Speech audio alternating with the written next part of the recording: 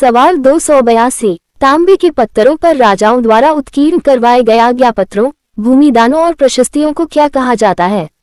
जवाब 282, ताम्रपत्र copper plates. सवाल 283, मेवाड़ के गोहिल राजा भरतभर द्वितीय के समय का सबसे प्राचीन माना जाने वाला आहर का ताम्रपत्र किस वर्ष का है? जवाब 283, 944 ईस्वी का। सवाल 284, किस ताम्रपत्र से यह ज्ञात होता है कि प्राचीन काल में सामंतों और धार्मिक संस्थाओं को दी जाने वाली कर मुक्त भूमि को शासनक कहा जाता था? जवाब 284, आहर के ताम्रपत्र 944 ईस्वी से। सवाल 285, वागड़ क्षेत्र के किसानों, कृषि पद्धतियों और तत्कालीन लाग बाग करों की विस्तृत जानकारी देने वाला चीखली का ताम्रपत्र किस वर्ष का है?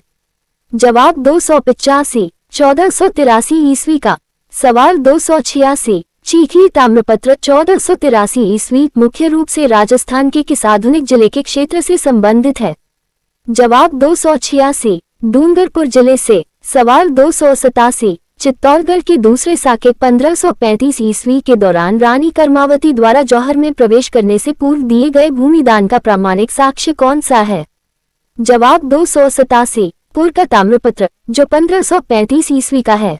सवाल 288, राजाओं द्वारा चारणों, ब्राह्मणों और भाटों को दी जाने वाली पुनर्तल कर मुक्त भूमि का उल्लेख किस मध्यकालीन प्रशासनिक दस्तावेज में बहुतायत से मिलता है? जवाब 288, ताम्रपत्रों और माफी परवानों में। सवाल 289, ब्रोच गुर्जर ताम्रपत्र का राजपूताना के इतिहास में क्या महत्व है, जो 7वीं शताब्दी का माना जाता है?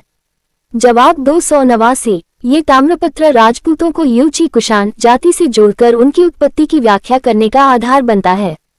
सवाल 290, प्रतापगढ़ से प्राप्त पारसोली का ताम्रपत्र 1309 ईस्वी किस कर व्यवस्था और सिंचाई के साधनों जैसे चरस या कुआं पर प्रकाश डालता है? जवाब 290, मालवा और मेवाड़ सीमा पर लगने वाले स्थानीय व्यापारिक करों पर। सवाल 291, मध्यकाल में राजा द्वारा अपने अधीनस्थ सामंतों को भूमि आवंटन या जागीर प्रदान करते समय जारी किया जाने वाला आधिकारिक पत्र क्या कहलाता था? जवाब 291, पट्टा या जागीर पट्टा। सवाल 292, शासक द्वारा किसी विशिष्ट प्रशासनिक कार्य, कर माफी या न्याय व्यवस्था के संबंध में जारी किए गए सामान्य लिखित आदेश को क्या कहा जाता था? जवाब 292, परवाना परवाना। सवाल 293, एक राजा द्वारा दूसरे राजा को भेजे जाने वाले कूटनीतिक और मैत्रीपूर्ण राजकीय पत्रों को मध्यकालीन राजपूताना में क्या नाम दिया गया था?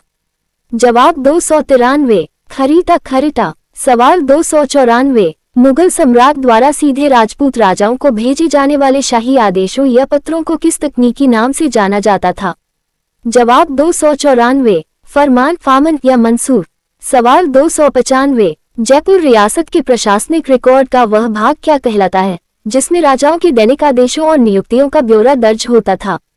जवाब 295, सियाह हजूर और दस्तूर कौमवार। सवाल 296, सिक्कों के वैज्ञानिक और ऐतिहासिक अध्ययन को तकनीकी भाषा में क्या कहा जाता है? जवाब 296, न्यूमिस्मेटिक्स न्यूमस्मैटिक्स या मुद्राशास्त्र। सवाल 297, राजस्थान और संपूर्ण भारत के प्राचीनतम सिक्के कौन से माने जाते हैं जिन पर कोई लेख नहीं बल्कि आकृतियां थपी होती थी? जवाब 297, आहत सिक्के पंच मार्क्ड कॉइन्स जो 5वीं शताब्दी ईसा पूर्व के हैं। सवाल 298, आहत या पंचमार्क सिक्के मुख्य रूप से किस धातु के बने होते थे और इनकी खोज राजपूताना में कहाँ हुई थी? जवाब 298, मुख्य रूप से चांदी के। इनकी सर्वाधिक खोज रेड टोंक और बैराट जयपुर में हुई थी। सवाल 299, प्राचीन काल में लोहे की नगरी के नाम से विख्यात वह कौन सा पुरातात्विक स्थल है जहां से 3000 से अधिक आहत सिक्के प्राप्त हुए हैं? जवाब 299, रेड टोंक। सवाल 300, यूनानी इंडो ग्रीक राजा मिनेंडर के सूती कपड़े में लिपटे 16 सिक्के राजस्थान के किस ऐतिहासिक उत्खनन स्थल से प्राप्त हुए थे? जवाब 300, बैराट जयपुर से। सवाल 301, मेवाड़ उदयपुर रियासत में प्राचीन काल से लेकर मध्यकाल तक चलने वाले चांदी के छोटे सिक्कों को क्या कहा जाता था? जवाब 301, ब्रह्म रूपक और कारशापन। सवाल 302, गुप्तकालीन सोने के सिक्कों का सबसे बड़ा और विशाल भंडार निधि राजस्थान के किस स्थान से प्राप्त हुआ था? जवाब 302, बयाना भरतपुर से, जहां महाराजा कुमारगुप्त और चंद्रगुप्त के सिक्के मिले। सवाल 303, प्रतिहार राजा भोज के समय मारवाड़ और कन्नौज क्षेत्र में चलने वाले विशेष सिक्कों को क्या नाम दिया गया था? जवाब 303 आदिव्राह प्रकार के सिक्के। सवाल 304 मेवाड़ रियासत का वह प्रसिद्ध तांबे का सिक्का कौन सा था जिसे महाराणा कुंभा और उनके परवर्ती शासकों ने बहुतायत में जारी किया था? जवाब 304 डिंगला और फदियो। सवाल 305 चित्तौड़गढ़ और उदयपुर की टकसालों में बनने वाले मेवाड़ के विख्यात चांदी के सिक्कों को क्या कहा जाता था? जवाब 305 स्वरूपशाही और चांदोरी सिक्के। सवाल 306 जयपुर ढूंढार रियासत का सबसे प्रसिद्ध चांदी का सिक्का कौन सा था जिस पर 6 टहनियों वाले झाड़ की आकृति उत्कीर्ण होती थी? जवाब 306 झाड़शाही सिक्का जरशाही कॉइन। सवाल 307 झाड़शाही सिक्कों का प्रचलन जयपुर रियासत में मुख्य रूप से किस कछवाहा शासक के काल में व्यापक रूप से शुरू हुआ था? जवाब 307 महाराजा सवाई जयसिंह द्वितीय और कछवाहा काल के उत्तरार्ध में।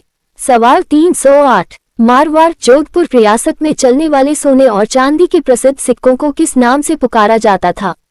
जवाब 308 विजयशाही और भीमशाही सिक्के। सवाल 309 मारवाड़ के राजा गाजसिंह के समय तांबे का कौन सा स्थानीय सिक्का प्रचलन में आया जो बहुत लोकप्रिय हुआ? जवाब 309 गधिया सिक्का और डब्बूशाही सिक्का।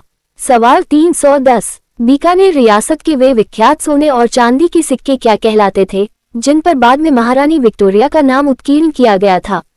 जवाब 310 गजशाही सिक्के। सवाल 311 जैसलमेर रियासत का वह विख्यात चांदी का सिक्का कौन सा था जो शुद्धता के लिए राजपूताना में प्रसिद्ध था? जवाब 311 अक्षयशाही सिक्का अक्षयशाही कॉइन। सवाल 312 जैसलमेर रियासत के सबसे छोटे तांबे के सिक्के को क्या कहा जाता था जो स्थानीय व्यापार में प्रयुक्त होता था? जवाब 312 डोडिया सिक्का डोडिया कॉइन। सवाल 313 बूंदी रियासत में चलने वाले उन विख्यात सिक्कों को क्या नाम दिया गया था जिन पर स्थानीय हाड़ा शासकों के चिन्ह अंकित थे? जवाब 313 रामशाही और 11 सिक्के। सवाल 314 कोटा रियासत की अपनी स्वतंत्र टकसाल से जारी होने वाले मुख्य सिक्कों को क्या कहा जाता था?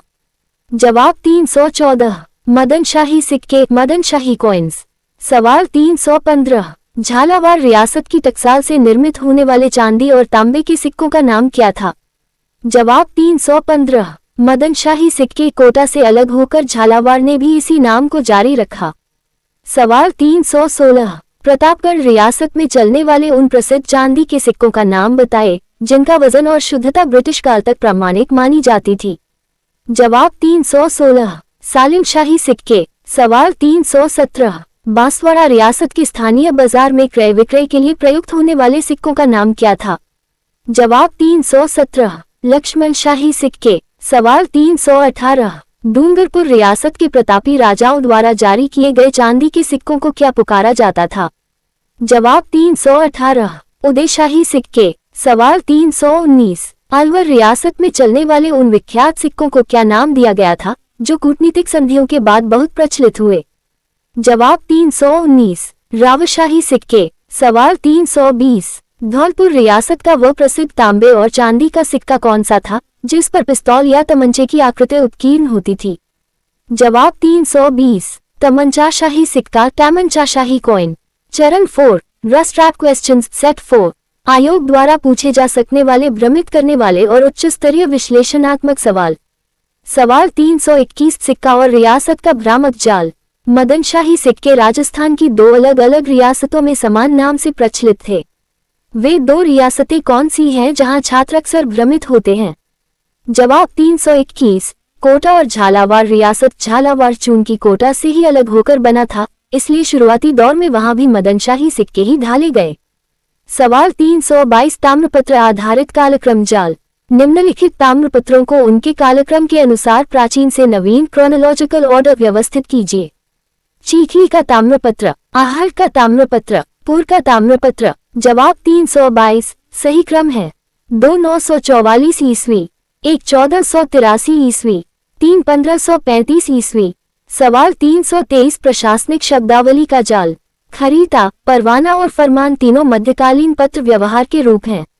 इनमें से कौन सा पत्र केवल समान पद वाले 2 स्वतंत्र राजाओं के बीच कूटनीतिक संवाद का माध्यम था? जवाब 323 खरीता खरीता। सवाल 324 धातु आधारित उल्टा जाल। छात्र अक्सर डोडिया को चांदी का सिक्का समझ लेते हैं। जैसलमेर रियासत में प्रचलित डोडिया सिक्का मूलतः किस धातु का बना अत्यंत छोटा सिक्का था? जवाब 324 तांबे कॉपर का। सवाल 325 उत्कीर्णन आकृति जाल। धौलपुर के तमंचाशाही सिक्के पर तमंचे पिस्तौल की आकृति अंकित थी। इसी प्रकार वह कौन सी रियासत थी जिसके सिक्कों पर झाड़ 6 टहनियों वाला पेड़ अंकित होने के कारण उसे झाड़शाही कहा गया? जवाब 325 जयपुर रियासत। चरण 5 previous year pattern based questions RPSC रस प्री पैटर्न क्वेश्चंस। सवाल 326 आरपीएससी द्वारा पिछली परीक्षाओं में पूछा गया प्रश्न प्रसिद्ध सालिम शाही सिक्के राजस्थान की किस रियासत में प्रचलित थे? जवाब 326 प्रतापगढ़ रियासत में। सवाल 327 रानी कर्मावती द्वारा जौहर के समय दिए गए भूमिदानों का वर्णन करने वाला पुरका ताम्रपत्र किस वर्ष का है? जवाब 327:1535 ईस्वी का। RAS mains pattern questions 20 words 2 marks. सवाल 328 मध्यकालीन राजपूताना में खरीदा से क्या तात्पर्य है? तारांकन। जवाब 328 एक रियासत के राजा द्वारा दूसरी रियासत के राजा को भेजे जाने वाले कूटनीतिक औपचारिक और मैत्रीपूर्ण शासकीय पत्रों को खरीदा कहा जाता था। सवाल 329 डोडिया सिक्का पर संक्षिप्त टिप्पणी लिखिए। तारांकन। जवाब 329 ये जैसलमेर रियासत में प्रचलित तांबे का अत्यंत छोटा और कम मूल्य का स्थानीय सिक्का था जो आम जनता के रोजमर्रा के व्यापार में प्रयुक्त होता था। चरण 6 मोस्ट प्रोबेबल क्वेश्चंस फॉर रस 2026। सवाल 330 ताम्रपत्र मध्यकालीन राजस्थान के केवल राजनीतिक इतिहास को नहीं बल्कि ग्रामीण अर्थव्यवस्था और शोषित किसान वर्ग की कहानी भी कहते हैं। समीक्षा कीजिए। Mains 50 words. तारांकन। जवाब 330 चीखली ताम्रपत्र 1483 ईस्वी जैसे स्रोत यह स्पष्ट करते हैं कि मध्यकाल में राजाओं द्वारा भूमि दानों के साथ साथ किसानों पर कई प्रकार की लाग स्थानीय कर लाद दी जाती थी। ये ताम्रपत्र ग्रामीण कर प्रणाली फसलों के प्रकार और शोषित वर्ग की आर्थिक स्थिति का प्रामाणिक ब्यौरा प्रस्तुत करते हैं। सवाल 331 रियासतकालीन सिक्कों न्यूमिस्मैटिक सोर्सेस का राजस्थान के सांस्कृतिक इतिहास के पुनर्निर्माण में क्या योगदान है? तारांकन। जवाब 331 सिक्के तत्कालीन रियासतों की आर्थिक संप्रभुता को दर्शाते हैं। सिक्कों पर अंकित आकृतियां जैसे जयपुर में झाड़, धौलपुर में तमंचा, मारवाड़ में शिव के चिन्ह शासकों की धार्मिक सहिष्णुता, कलात्मक रुचि और ब्रिटिश संधियों के बाद बदलती राजनीतिक निष्ठा जैसे महारानी विक्टोरिया के नाम का अंकन को प्रामाणिक रूप से सिद्ध करती हैं। चरण 7 अल्ट्रा रिविजन शीट। पार्ट 4 ताम्रपत्र पट्टे और सिक्के का त्वरित सारांश। आहर ताम्रपत्र मेवाड़ उदयपुर 944 ईस्वी शासना कर मुक्त भूमि का प्राचीनतम उल्लेख। चीखली ताम्रपत्र वागड़ डूंगरपुर 1483 ईस्वी मध्यकालीन किसान वर्ग और लाग बाग करों का ब्यौरा। पुर का ताम्रपत्र मेवाड़ चित्तौड़गढ़ 1535 ईस्वी रानी कर्मावती के जौहर और भूमिदान का साक्ष्य। झाड़शाही सिक्का जयपुर ढूंढाड़ उत्तर मध्यकाल 6 टहनियों वाले झाड़ की आकृति चांदी का सिक्का। तमंचाशाही सिक्का धौलपुर ब्रिटिश काल के पूर्व पिस्तौल या तमंचे की आकृति वाला विशिष्ट तांबे का सिक्का। डोडिया सिक्का जैसलमेर मध्यकाल जैसलमेर का तांबे का सबसे छोटा स्थानीय सिक्का। सालिम शाही सिक्का प्रतापगढ़ उत्तर मध्यकाल वजन और शुद्धता के लिए विख्यात चांदी का सिक्का। शासना भूमि ताम्रपत्रों के अनुसार वह भूमि जो ब्राह्मणों या चारणों को पुनर्तः कर मुक्त दान में दी जाती थी शासना कहलाती थी। जौहर का लिखित साक्ष्य पुर का ताम्रपत्र 1535 कर्मावती के जौहर की पुष्टि करने वाला पहला आधिकारिक लिखित प्रशासनिक दस्तावेज है। सबसे प्राचीन आहत सिक्के रे टोन से प्राप्त 3000 से अधिक सिक्के भारत के प्राचीनतम पंचमांक सिक्के हैं। तमंचाशाही की विशेषता धौलपुर रियासत के सिक्कों पर पिस्तौल की आकृति का होना उस काल की अनूठी सैन्य कला को दर्शाता है। मदन शाही का ब्रह्म मदन शाही सिक्के कोटा और झालावाड़ दोनों रियासतों में समान रूप से मान्य थे। अक्षयशाही की शुद्धता जैसलमेर का अक्षयशाही चांदी का सिक्का अपनी उच्च धातु शुद्धता के लिए पूरे राजपूताना में स्वीकार्य था। खरीता और परवाना अंतर खरीता 2 स्वतंत्र राजाओं के बीच होता था जबकि परवाना राजा द्वारा अपने सामंत या प्रजा को दिया जाता था। आदिवराह सिक्के प्रतिहार सम्राट मिहिर भोज के काल के ये सिक्के उनके वैष्णव धर्म के प्रति झुकाव को प्रमाणित करते हैं। यूनानी सिक्के बैराट से मिली मिनेंडर की मुद्राएं ये सिद्ध करती हैं कि प्राचीन राजस्थान का व्यापारिक संबंध विदेशी शक्तियों से था।